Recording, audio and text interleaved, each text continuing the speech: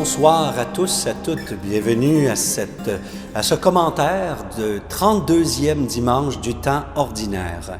Cette semaine, nous avons des textes qui sont centrés sur la résurrection. Et puis, c'est toujours intéressant parce que la résurrection, la question même de la résurrection, était disputée par différents groupes qu'il y avait en Terre Sainte à l'époque de Jésus. Certains y croyaient, certains n'y croyaient pas. Or, il y en a qui se servent justement de cette divergence d'opinion pour attraper Jésus, pour le capter, pour pouvoir l'accuser. Et c'est assez amusant parce que de l'autre côté, Paul va se servir de la même foi en la résurrection pour se tirer d'affaire en faisant que ceux qui l'accusaient réussissent à ne plus s'entendre et puis finalement créer un non-lieu pour Paul. Dans le cas qui nous intéresse, c'est que les gens qui viennent voir Jésus ne sont pas intéressés de savoir ce que Jésus pense. Ils veulent le coincer. Et le piège, c'est de l'amener de lui amener une question théorique. Admettons qu'une femme se marie une fois, deux fois, jusqu'à 7 fois, ce qui évidemment est assez peu probable, risque pas d'arriver dans la réalité. Avec qui elle va être mariée dans l'autre vie, puisque ces hommes-là n'ont pas eu d'autres épouses. Donc, une question théorique pour essayer de voir ta foi en la résurrection, là, jusqu'à quel niveau de ridicule ça va. Et c'est très curieux parce que Jésus retourne la situation complètement. Finalement, il utilise la situation pour renverser et pas ridiculiser ceux qui veulent l'attaquer, mais certainement les amener à réfléchir sur le fait que la question même qu'ils apportaient n'avait aucun sens. Jésus présente quelque chose de très intéressant sur la résurrection. Il nous explique que dans la vie de l'au-delà, toute la question homme-femme n'a plus de sens. Ce sont des êtres sauvés. Ce sont des êtres sauvés qui appartiennent à Dieu et qui vivent avec Dieu. Et comme leur vie est désormais éternelle, la question du mariage, de la procréation, de la pérennité, qu'il faut se rappeler, c'était la manière d'être béni par Dieu et de se perpétuer dans le temps. Dans les Écritures, on parle de perpétuer le nom de ses pères. Qu'on parlera de toi des générations et des générations. Pourquoi? Parce qu'il y avait cette conception que tous les descendants étaient enfouis dans les reins de l'ancêtre. Ce qui veut dire qu'on perpétuait le nom en ayant des enfants, et le nombre d'enfants témoignait bien sûr de la bénédiction de Dieu.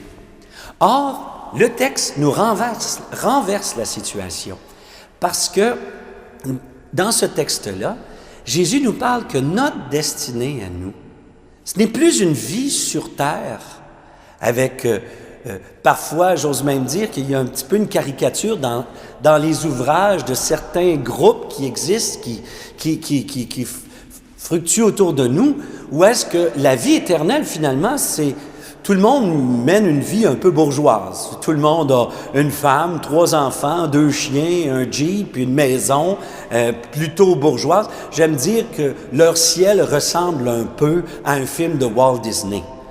Mais c'est pas de ça qu'il s'agit, puisque Jésus ramène dans son texte la question du salut, mais dans une vision qui n'est pas du tout celle des gens de son époque, puis qui est radicalement nouvelle. Il dit, attention, la résurrection des êtres humains, là, va plutôt ressembler à la vie, et là il dit des anges. Et pas pour dire qu'il n'y a pas de corps. Attention, c'est pas dans le sens où est-ce qu'il n'y a pas de corps, que ce serait un esprit seul. Non. Jésus prêchait la résurrection des morts. C'est en fait sur ça qu'on veut l'accrocher. Donc, pour Jésus, il y a le salut du corps. Le corps est intégré au salut. Le corps n'est pas mis de côté dans le salut, sauf que c'est un corps qui est transformé. Et l'image la plus juste qu'on peut avoir, c'est non pas notre vie présente, mais ce qu'on peut imaginer d'être spirituel, comme les anges.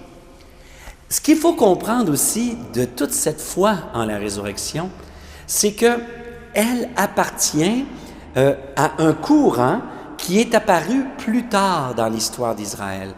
Ce n'est pas les tout premiers textes.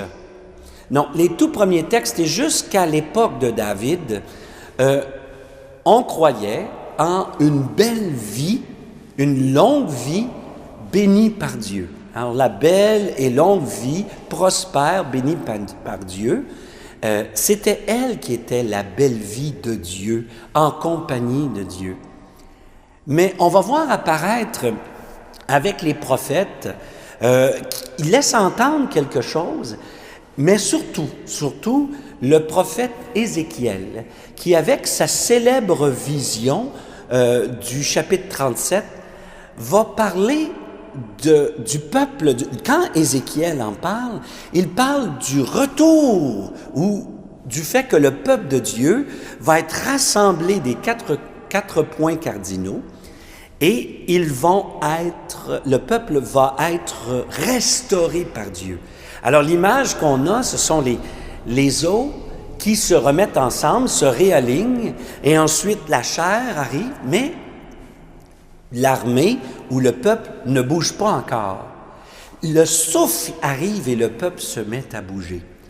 Cette vision-là d'Ézéchiel va être l'origine, principale origine, de la foi en la résurrection. C'est-à-dire que s'il n'y a pas restauration sur cette terre, il y aura néanmoins une restauration du peuple de Dieu dans le souffle de l'Esprit. Et là va se développer avec les prophètes la foi en la résurrection, foi qui sera représentée dans l'époque de Jésus par les pharisiens. Mais il va y avoir une coche de plus quand on va arriver avec les Maccabées, le premier texte de cette semaine. Là où on va voir que des hommes, au nom de leur foi, des hommes et une femme, leur mère, ne craignent pas du tout la mort, en disant « Dieu, d'une façon ou de l'autre, on lui fait confiance. » Et nous, ce qu'il faut s'occuper, c'est de rester fidèles. Les Maccabées sont les pères et les mères des martyrs chrétiens. C'est à l'intérieur. Et c'est pour ça que nous, comme chrétiens catholiques, on les aime, ces textes-là. Ce que nos frères protestants appellent des apocryphes, nous, les catholiques, on les aime. Ce sont deutérocanoniques. Les livres de Maccabée, Sagesse, Siracide, nous témoignent tous d'une foi juive qui commence à parler d'un salut en Dieu qui dépasse la vie présente. Ben Jésus assume cet héritage-là, il en parle bellement et il fait un renversement total, c'est-à-dire qu'avec le piège que lui ont tendu les Sadducéens, voici que lui retourne ça, puis en fait finalement un petit piège ou une petite leçon, en tout cas, pour ceux qui ne croyaient pas du tout à la résurrection à son époque. C'est un beau texte, mais c'est un texte qui nous témoigne de la vie à venir. Soyons pleins d'espérance parce que sa propre résurrection vient nous confirmer. Quand il disait ça, il avait raison. Bon dimanche à tous.